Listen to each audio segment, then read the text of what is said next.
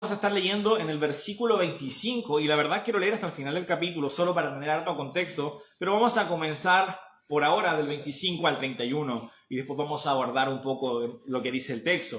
Dice el versículo 25, decían entonces unos de Jerusalén, ¿no es este a quien buscan para matarle? Pues mirad, habla públicamente y no le dicen nada. ¿Habrán reconocido en verdad los gobernantes que este es el Cristo? Pero este sabemos de dónde es. Mas cuando venga el Cristo nadie sabrá de dónde sea. Jesús entonces, enseñando en el templo, alzó la voz y dijo, a mí me conocéis y sabéis de dónde soy. No he venido a mí mismo, pero el que me envió es verdadero, a quien vosotros no conocéis. Pero yo le conozco, porque de él procedo y él me envió. Entonces procuraban prenderle, pero ninguno le echó mano, porque aún no había llegado su hora. Y muchos de la multitud creyeron en él y decían, el Cristo cuando venga hará más señales que las que éste hace. Acompáñenme orando, por favor. Padre Celestial, yo doy muchas gracias por las enseñanzas que encontramos en tu palabra. Es viva y eficaz y es útil para nosotros aún el día de hoy, Señor. Padre Celestial, te pido que nos ayudes a considerar la actitud de los fariseos y no a imitar la dureza de sus corazones. Señor, te encomendamos este servicio, ayúdame a poder ser un buen predicador y enseñar lo que tu palabra nos dice. Todo esto oramos en el nombre de tu Hijo Jesús. Amén. Estamos aquí con Jesús y Él estaba hablando y enseñando en la fiesta de los tabernáculos, una fiesta judía. Recordemos que ellos tenían bastantes fiestas y quizás las más conocidas pueden ser la Pascua, pero Dios les había dado muchas fiestas con el propósito de que no olvidaran las cosas que Dios había hecho en Israel. Y estaba enseñando específicamente en el templo. Y nos damos cuenta de que la reacción que tienen los líderes ante su enseñanza no es tan positiva. En vez de asombro necesariamente en un sentido positivo, ellos estaban como desconcertados y quizás sospechando, dudando, incluso algunos hostilmente le rechazaban. Nos muestra aquí de que él ya estaba probablemente al final del periodo de su ministerio. Leyendo algunos comentarios uno puede llegar a la conclusión de que esto es probablemente ya entre su segundo y su tercer año de ministerio, llegando al final de sus enseñanzas, y es muy posible de que ya haya hecho muchos milagros. Y no solo se trata de las enseñanzas que él había hecho, no solo se trata de las cosas que había dicho en esa ocasión, ya había todo un trasfondo en el que Jesús ya había hecho milagros, había viajado, había enseñado en otros lugares. Muchas de las cosas que nosotros consideramos habían sucedido que eran importantes. Entonces, tenemos esto. ¿Por qué? Porque si nosotros leemos los evangelios, no todos están de manera cronológica. De hecho, como les mencionaba, estamos al principio de Juan, pero estamos casi al final del ministerio de Jesús. Al final siempre debemos recordar que Dios utilizó a hombres para mostrarnos recuentos diferentes de lo que sucedió en la vida de Jesús, y el contexto aquí es que lo que Jesús estaba enseñando no era tan nuevo. Los fariseos que llevaban escuchándolo harto rato, la gente ya había podido experimentar y ver el poder que Jesús había mostrado y había comprobado ya de muchas maneras que Él era el Cristo, el Salvador del mundo. Y nos damos cuenta de que a pesar de todo esto y de las enseñanzas que Jesús mismo estaba diciendo, ellos no creían en Él. Dice, a mí me conocéis y sabéis de dónde soy, y no he venido de mí mismo, pero el que me envió es verdadero, a quien vosotros no conocéis. Estaba diciendo, ustedes saben que realmente de dónde vengo del Padre, pero ustedes no conocen a mi Padre. Eso es lo que estaba enseñando, y es una información un poco dura de recibir. Es un mensaje que quizás no era tan agradable. Yo titulaba a este mensaje un corazón endurecido. Cuando nosotros endurecemos nuestro corazón y no somos capaces de recibir la enseñanza que Dios nos quiere dar. En el caso de los fariseos era el mensaje más importante, que Jesús es el Salvador del mundo y que cualquiera que cree en Él, en su sacrificio, puede tener vida eterna. No se trata de obras, no se trata de religiosidad, se trata de creer en Él. De hecho, si se tratara de religiosidad, los fariseos habrían sido los primeros en el cielo. Ellos eran los más religiosos. Sin embargo, se trata de creer en Jesús. Se trata de entender que no hay otro pago por el precio de nuestros pecados, sino la sangre que Él derramó en la cruz, y que Él haya vencido la muerte y haya tenido victoria sobre el aguijón de la muerte. Eso es lo que nos trae vida eterna, tener fe en el sacrificio de Jesús. Pero ellos no querían recibir eso, y incluso nosotros como cristianos podemos cometer el error a veces, aun si hemos tomado la decisión de creer en Jesús, de endurecer nuestro corazón y no recibir la enseñanza que Dios nos quiere dar, las señales que Él nos quiere mostrar. Si nosotros seguimos leyendo, dice en el versículo 32, los fariseos oyeron a la gente que murmuraba de Él estas cosas, y los principales sacerdotes y los fariseos enviaron alguaciles para que le prendiesen. Entonces Jesús dijo, todavía un poco de tiempo estaré con vosotros, y iré al que me envió. Me buscaréis y no me hallaréis, donde yo estaré, vosotros no podréis venir. Entonces los judíos dijeron entre sí, ¿a dónde irá este que no le hallemos? ¿Se irá a los dispersos entre los griegos y enseñará a los griegos? ¿Qué significa esto que dijo, me buscaréis y no me hallaréis, y donde yo estaré, vosotros no podréis venir? Estaba profetizando que poco tiempo le quedaba en la tierra y que iba a morir y luego de pasar un tiempo con sus discípulos a ascender. A eso se refería, pero incluso este tipo de enseñanzas no eran capaces de entenderla. Nosotros vemos de que esto causó división. Si nosotros seguimos leyendo, nos vamos a saltar rápidamente el 37 al 39, aunque después lo leeremos porque son bien evangelísticos. Pero el 40 dice, entonces algunos de la multitud, oyendo estas palabras, decían, verdaderamente, este es el profeta. Otros decían, este es el Cristo. Pero algunos decían, ¿de Galilea ha de venir el Cristo?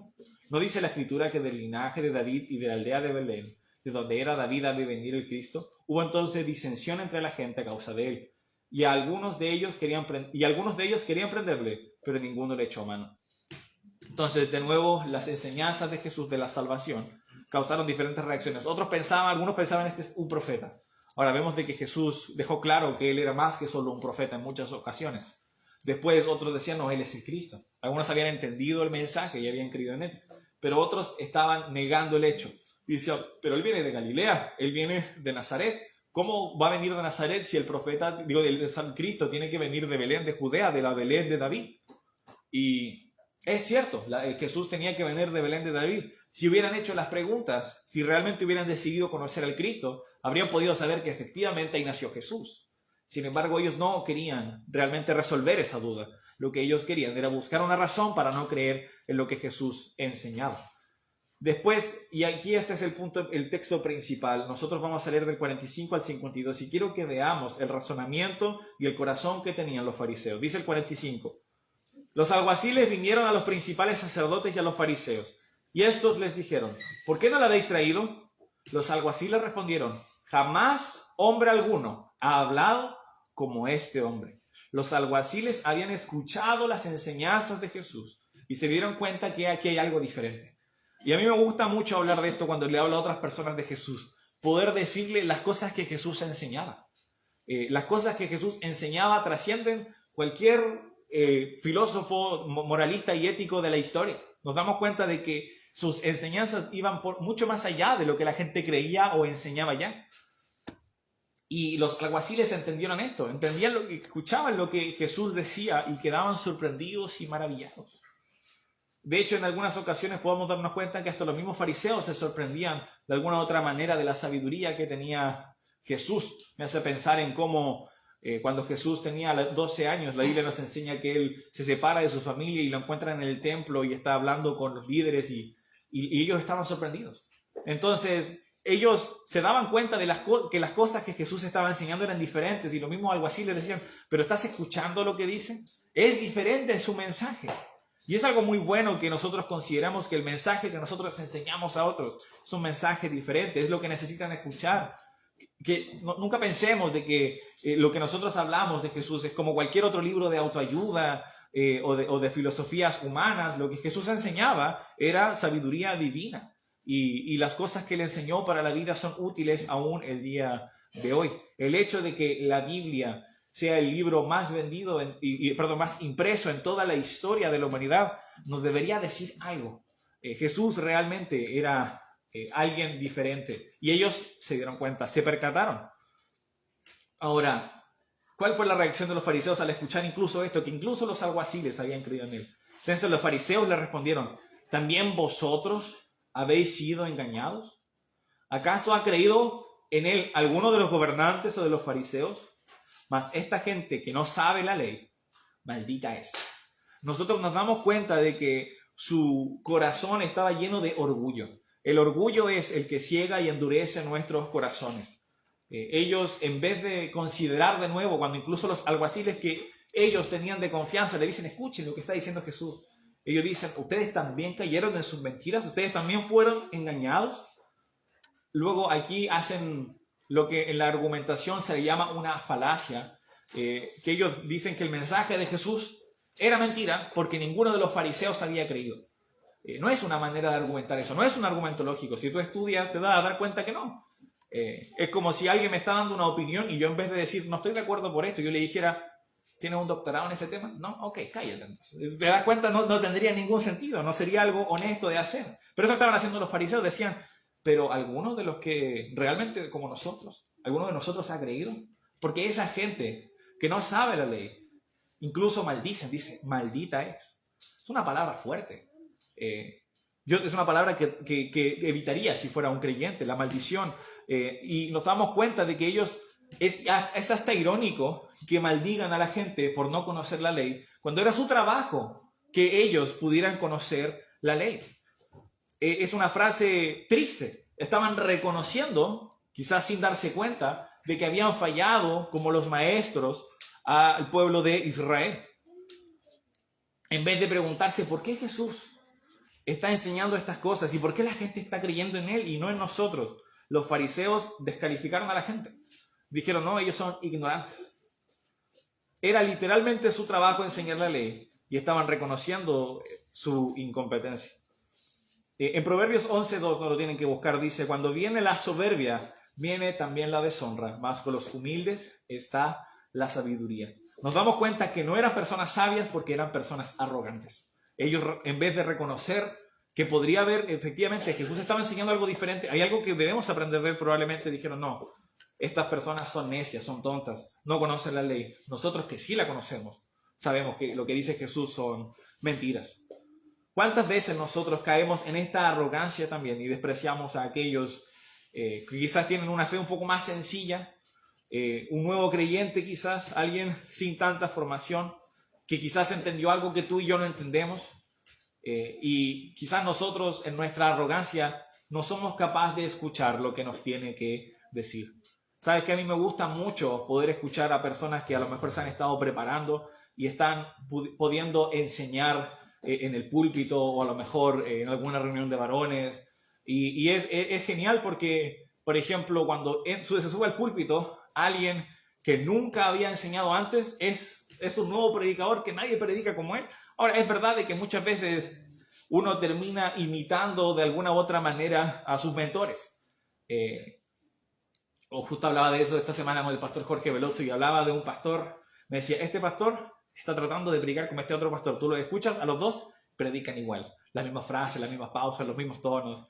Y me llamó la atención eso, pero aún así todos nosotros nos acercamos a esta palabra de manera diferente y hay mucha riqueza en que Dios utiliza diferentes personas para enseñar.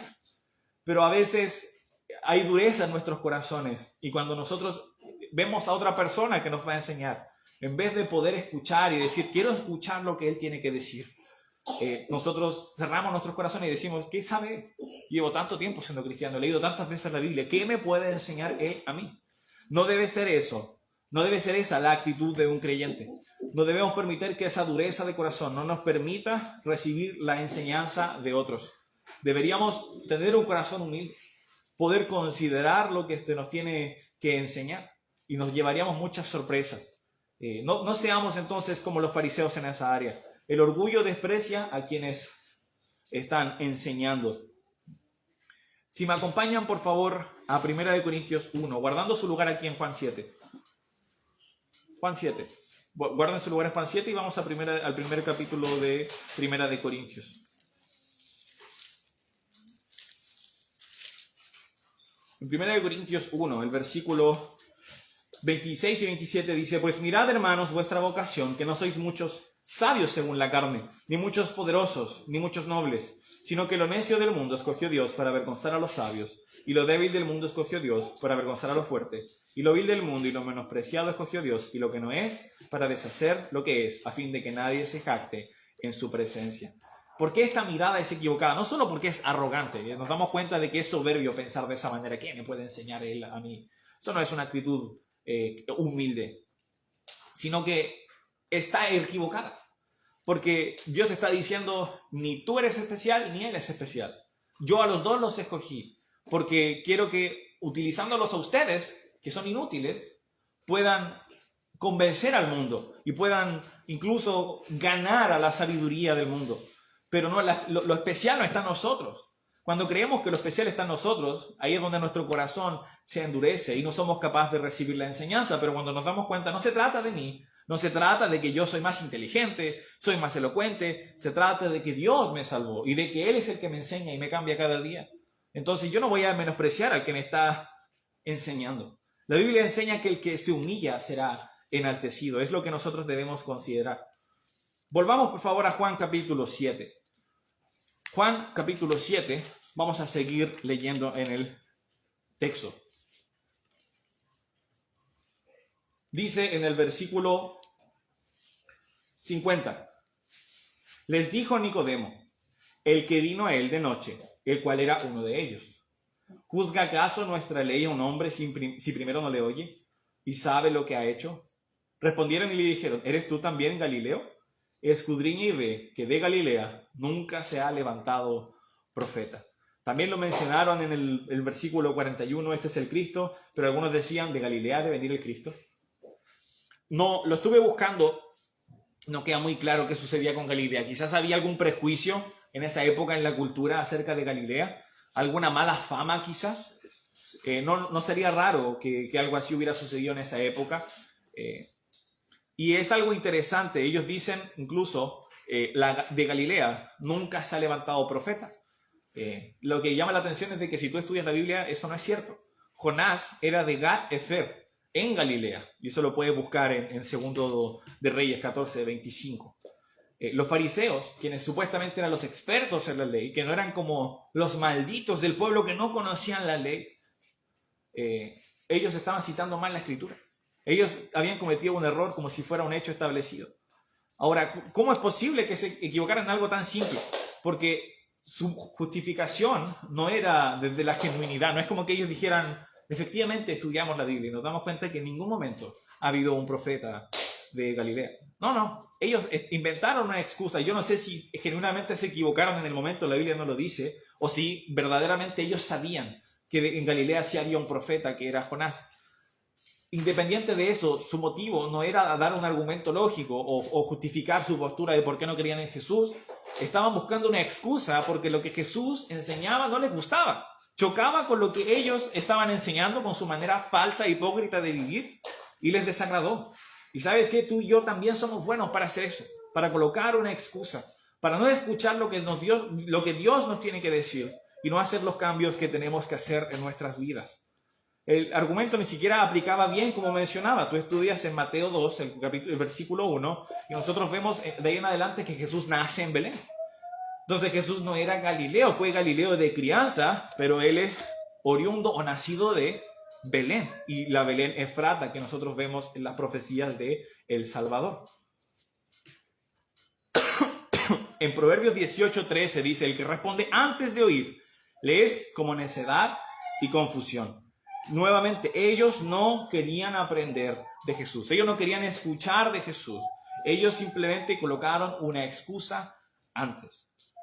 Debemos tener mucho cuidado de que nuestra mala actitud se convierta de alguna u otra manera en nuestra identidad y no queremos cambiarla. Hoy día, esta semana lo conversaba con alguien y ¿sabes qué? Y yo lo escuchaba, una persona que hablaba acerca de cuando Jesús sanó a un hombre que estaba en un estanque y que esperaba que las aguas le tocaran para ser sanado. Eso también está en Juan más adelante.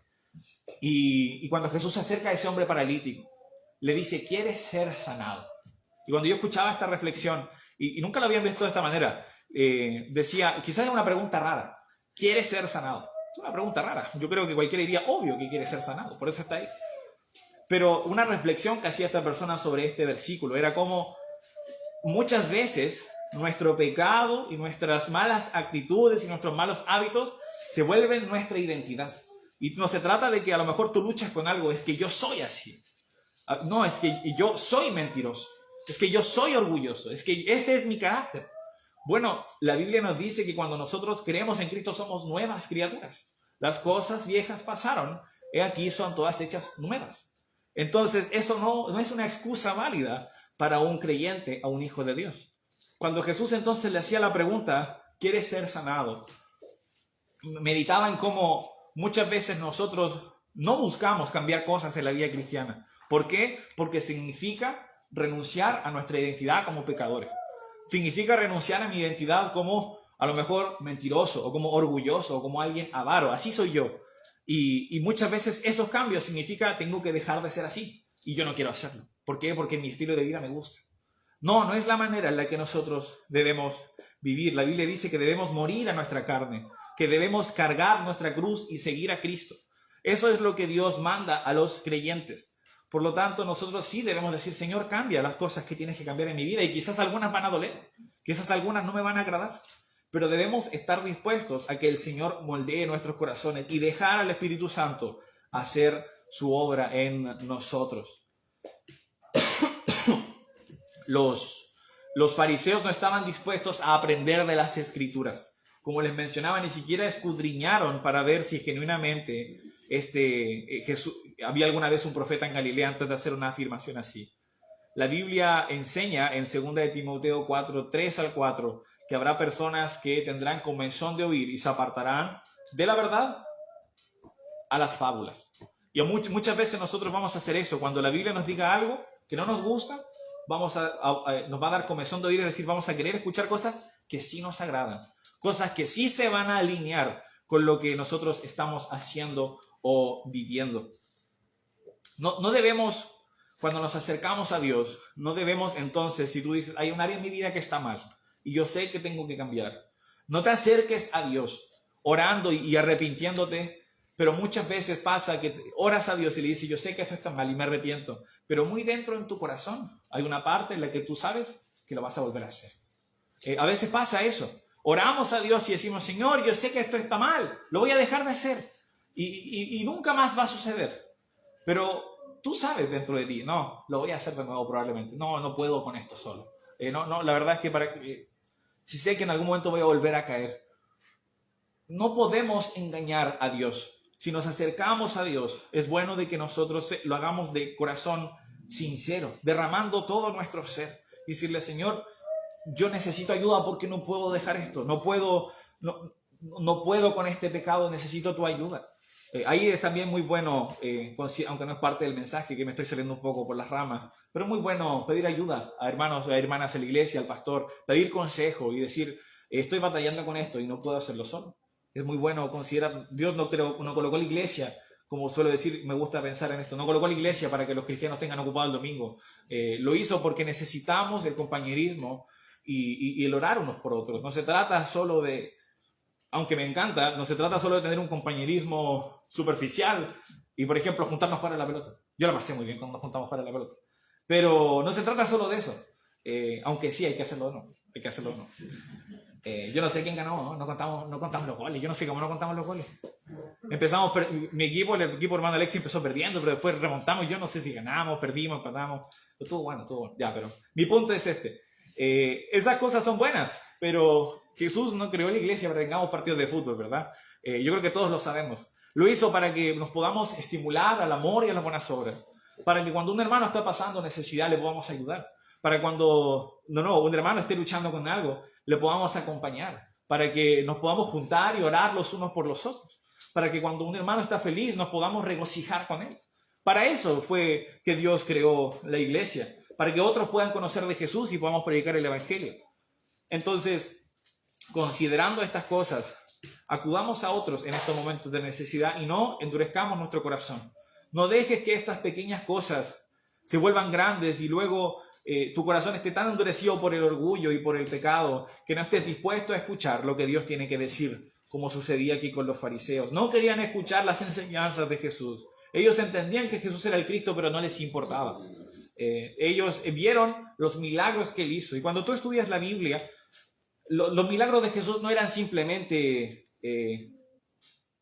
porque Jesús tenía tiempo libre o solo por su compasión. Estaban profetizados y tenían un propósito. El libro de Juan nos dice que estas cosas que se escribieron fueron para que nosotros creamos que Él era el Hijo de Dios y que creyendo tengamos vida en su nombre. Eso está, creo que es el capítulo 20 o 21 de Juan. Al final nos dice que ese es el motivo por el que se escribió el libro de Juan, para que nosotros creamos en el Hijo de Dios y que creamos que creyendo en Él tenemos vida en su nombre. Ahora, quizás tú y yo también hemos aceptado excusas débiles con tal de no enfrentar lo que Dios nos está mostrando. Sabes que a veces la palabra de Dios es incómoda. Va a haber cosas que no nos van a agradar. Lo conversaba con una amiga esta semana acerca de evangelizar y me decía de que le estuvo predicando el evangelio a alguien y que esa persona no se lo tomó muy bien, no le agradó mucho. Yo le decía que si estamos predicando la Biblia en algún momento vamos a desagradarle a alguien. Ahora, no porque vamos a decir las cosas con palabra áspera para encender el furor, ni vamos a ser conflictivos, pero probablemente va a haber un momento en el que le vas a tener que decir a la persona que es pecadora. Y esta persona quizás no le va a gustar, o no lo va a aceptar, o no va a querer hablar más contigo. De nuevo, hay maneras de hacerlo, hay contextos. Sin embargo, muchas veces la palabra de Dios es confrontacional y depende de si nosotros tenemos este corazón fariseo endurecido que no quiere recibir la enseñanza de Dios o si tenemos un corazón humillado, que como estos alguaciles que incluso ellos dijeron, pero nadie habla como este hombre. El orgullo no solo rechaza y crea excusas, sino que también ignora lo que ya se sabe que es verdad. Si nosotros volvemos a los primeros versículos que habíamos leído, en el 28 dice, Jesús enseñando en el templo alzó la voz y dijo, a mí me conocéis y sabéis de dónde soy, y no he venido de mí mismo, pero el que me envió es verdadero, a quien vosotros no conocéis. Pero yo le conozco porque de él procedo y él me envió. Aquí nosotros nos damos cuenta de que Jesús estaba declarando, ustedes saben de dónde vengo. O sea, ellos dijeron, no, pero ¿de dónde viene este Jesús? No tenemos idea, no. Ustedes saben de dónde vengo. Voy a ver, hermano Dusan, ¿usted podría chequear la máquina que está haciendo todo el rato? Es la Pérez. Gracias. Entonces, ellos sí entendían quién era este Jesús. De hecho, hubieron personas que incluso creyeron en él, como dice el versículo 31, y muchos de la multitud creyeron en él. Y ellos reconocieron, hará más señales de las que éste hace cuando venga el Cristo, al final del versículo 31. Si Jesús era el Cristo, significaba reconocer su autoridad, significaba humillarse. Los fariseos probablemente significaría perder el control que tenían sobre el pueblo y reconocer su hipocresía. El costo de creer en Cristo era demasiado alto. Ellos no querían. Chocaba demasiado con lo cómodo que vivían. En Juan 3:19 dice, y la luz vino al mundo y los hombres amaron más a las tinieblas que la luz porque sus obras eran malas. Es decir, ellos eran malos. Y esta enseñanza de Jesús les incomodó. Y es por eso que llegaron al punto de matarle. Ese es el desenlace de la historia de Cristo. Los fariseos estaban tan endurecidos en su corazón que decidieron matarle, aun cuando Jesús no había hecho nada digno de muerte. En Romanos 1:18, acompáñenme por favor, Romanos 1:18.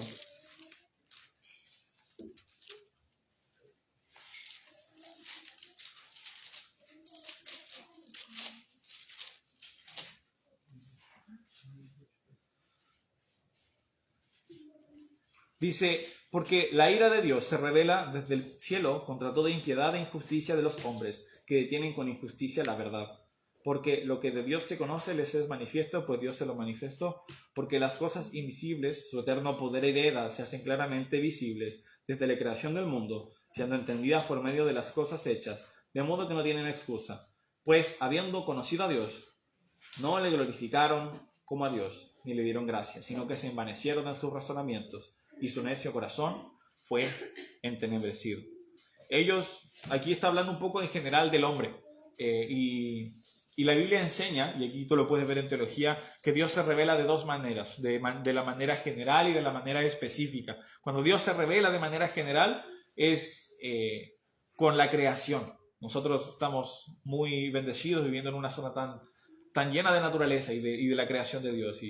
Y bueno, desde que me junto con el pastor ya no dejo de ver aves en todos lados. Quizás no me sé los nombres, pero las noto más. Y bueno, no solo tienes que, si no te gustan las aves, puedes ir a los cerros, ver los árboles. Cuando tú sales a lo mejor con Rodrigo, con Javiera, te vas a dar cuenta de que hay muchos nombres para los árboles. No solo son arbustos ni árboles, tienen muchos nombres y muy específicos. Y es interesante pasar tiempo. De hecho, me hace acordar, me pasó en la universidad, estaba con unos compañeros, fuimos a Puerto Aguirre y había un árbol de Michay. Y dentro del grupo, uno de los chicos era el hijo del dueño de la heladería Michay. Y yo le dije, mira, un Michay. Y me dijo, ¿en serio? Nunca lo había visto. Y dije, la heladería se llama Michay y nunca he visto un Michay, le dije. Y bueno, después sacó una foto y fue bien icónico el momento.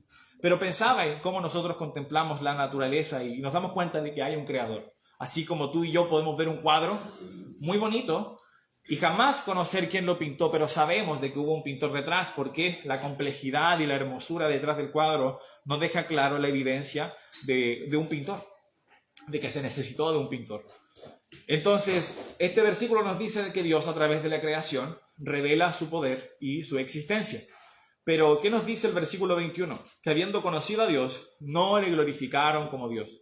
Ese es el comportamiento humano. El comportamiento humano no busca adorar a Dios. Ahora, damos gracias de que la Biblia enseña de que Jesús vino a este mundo y al ser crucificado dice, a todos acercaré a mí. Ahora nosotros, gracias al sacrificio que hizo Él, cualquier persona que cree en Él puede tener vida eterna. Y Dios no hace acepción de personas. Debemos tener entonces mucho cuidado de que nuestro estilo de vida pecaminoso nos ciegue de las señales que Dios claramente ha dejado para que creamos en Él. Y no solo para que creamos en Él, sino una vez siendo salvos, para que le obedezcamos y recibamos las enseñanzas que son tan claras y tan básicas, pero que rechazamos porque nuestro corazón ha sido endurecido por el pecado o por el orgullo. En Juan, acompáñenme a Juan capítulo 12, por favor. Juan capítulo 12.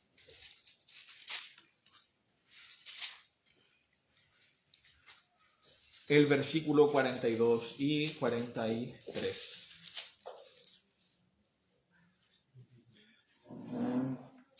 Dice, con todo eso, aún de los gobernantes muchos creyeron en él, pero a causa de los fariseos no lo confesaban, para no ser expulsados de la sinagoga, porque amaban más la gloria de los hombres que la gloria de Dios. Qué triste esto, ¿no? Qué triste escuchar de personas que habían escuchado de Jesús y se daban cuenta, es el Cristo. No hay excusa, es claramente el Salvador, pero preferían la comodidad y su estatus y su vida por sobre la gloria de Dios. ¿Y sabes qué? Cuando uno decide ser un creyente, probablemente van a haber consecuencias relativamente negativas, van a haber cosas no tan buenas por seguir a Cristo.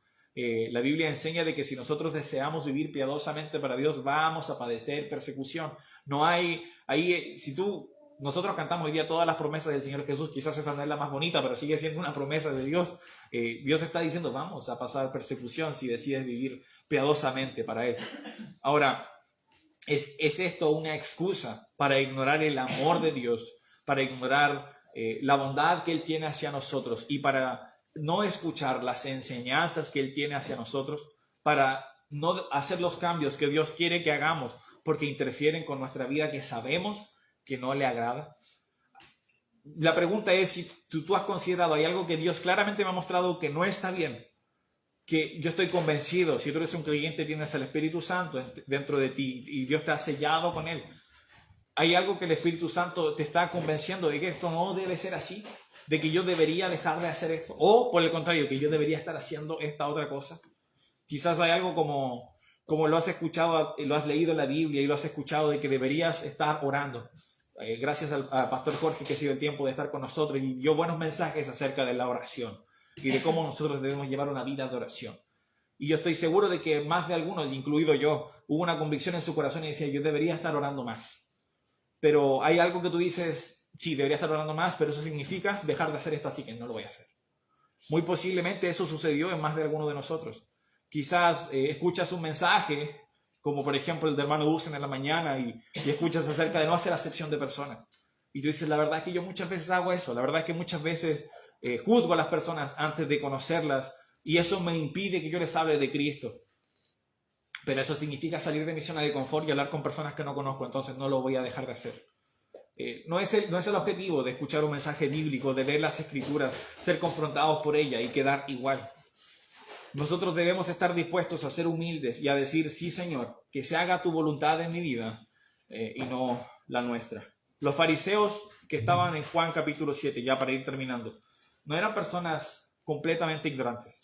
De hecho, podríamos hacer el argumento de que genuinamente conocían más de la Escritura que las personas del pueblo, posiblemente. Pero aún así, el corazón de ellos era duro. Es interesante meditar en cómo la Biblia claramente enseña que las personas tienen la capacidad de decidir. Sin embargo, Jesús sabía que iba a morir, porque había personas que tenían el corazón tan endurecido que no creyeron en él. Y la salvación y la redención era necesario utilizar ese tipo de personas. Ahora, ahí es donde armoniosamente entra la soberanía del Señor con el libre albedrío del hombre, y esta no es una predicación acerca de eso, así que no voy a ahondar más en el tema. Sin embargo, nos deja pensando en esto, en que ellos no creyeron en Jesús después de ver todo lo que Dios había hecho en las vidas de las personas.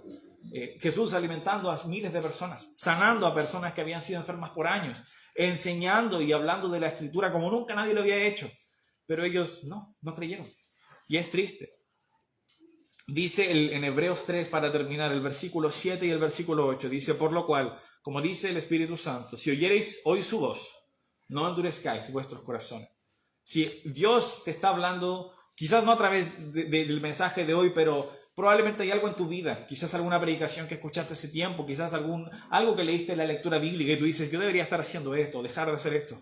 No endurezcas tu corazón. No seas como los fariseos, que incluso terminaban maldiciendo y terminaban mintiendo o caían en error con tal de no escuchar las palabras que Jesús tenía que decirles. Recibamos la enseñanza con mansedumbre, con humildad y apliquémosla a nuestras vidas. Vamos